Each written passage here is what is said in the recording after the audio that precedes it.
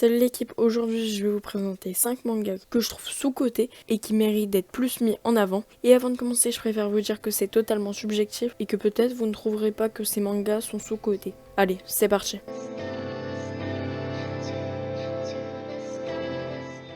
On commence doucement avec Slam Dunk, et oui, malgré que ce soit le manga de sport peut-être le plus connu et l'un des plus vendus dans le monde, je trouve que particulièrement en France, on le néglige beaucoup trop alors que c'est vraiment un super manga. Et en plus, il y a eu une réédition il y a pas très longtemps, alors c'est encore un super argument pour découvrir Slam Dunk. Les points positifs que je trouve à ce manga sont le dessin, qui ne cesse d'évoluer alors qu'ils sont déjà très beaux au départ, la fluidité lors des actions, des mouvements lors des matchs, etc. Car on comprend sans problème ce que le joueur a voulu faire. Ensuite, on a les personnages qui sont tous très attachants et qui sont tous différents. Je trouve aussi que l'humour dans Slam Dunk est un grand point positif. Mais surtout, Slam Dunk véhicule de très bonnes valeurs telles que le dépassement de soi, la détermination, la volonté ou encore l'amitié. Et petit plus pour les personnes qui aiment bien les sneakers, dans Slam Dunk, vous pourrez apprécier de nombreuses paires telles que la Jordan 4, la 5 ou encore la 1.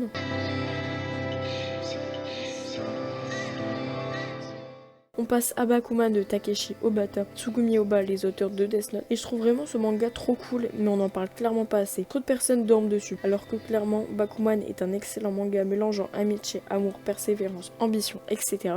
De plus, ce manga est super intéressant quand on en apprend plus sur les mangas en général, mais surtout sur le mode de fonctionnement des dessinateurs, des auteurs et des éditeurs. On voit comment il faut faire pour être publié au Japon, on voit aussi les difficultés du métier, les points positifs et négatifs, les remises en question des auteurs, des éditeurs, etc. Et c'est vraiment super intéressant. On est complètement immergé dans cet univers qui n'est pas souvent mis en avant, mais qui pourtant est très intéressant. De plus, les personnages sont attachants, ils ont tous leur rôle dans l'histoire et aucun ne sert à rien ou paraît inutile.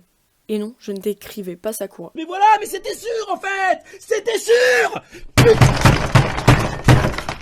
Les dessins sont très fins et épurés, mais ils sont néanmoins très détaillés. J'aime aussi beaucoup le fait que les chara-design des personnages soient variés et qu'ils soient tous différents les uns des autres. Et je tenais aussi à souligner le fait qu'on a beaucoup de références à de nombreux mangas, ce qui est vraiment très cool.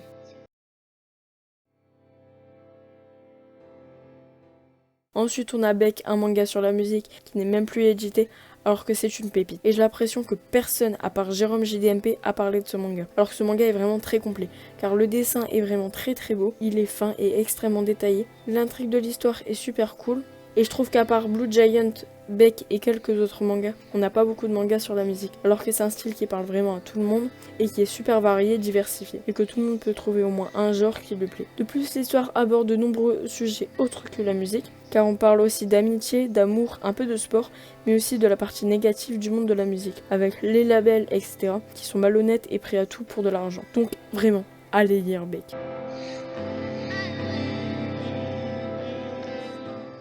On passe ensuite à Soul Eater, qui est un shonen qui pour moi manque cruellement de visibilité actuellement, parce que c'est un manga qui est pas tout jeune, mais pourtant c'est une dinguerie. Ce manga dont l'univers fait penser à Halloween est trop cool. Le manga a une petite touche d'humour assez cool, les dessins sont franchement bien réalisés, l'histoire est vraiment cool, et pourtant c'est un manga qu'on entend vraiment pas assez. En plus de ça, c'est du même auteur que Fire Force, donc même si les deux mangas ne se ressemblent pas du tout, ils sont tous les deux très bons. Et je suis sûre que si vous kiffez Fire Force, vous pouvez kiffer Soul Eater sans aucun problème.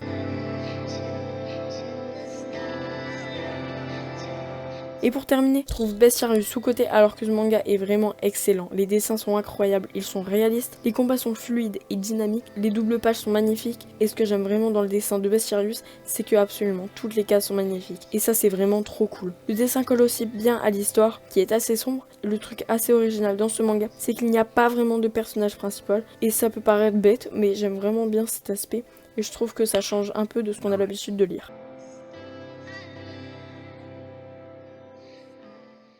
Merci beaucoup d'avoir regardé ma vidéo, j'espère qu'elle vous aura plu. N'hésitez pas à me dire les mangas que vous trouvez sous-cotés et n'hésitez pas aussi à me dire les vidéos que vous aimeriez voir sur la chaîne. Et moi je te dis à la prochaine, abonne-toi, like et mets la cloche. Sur ce, bonne journée, bonne soirée, ciao.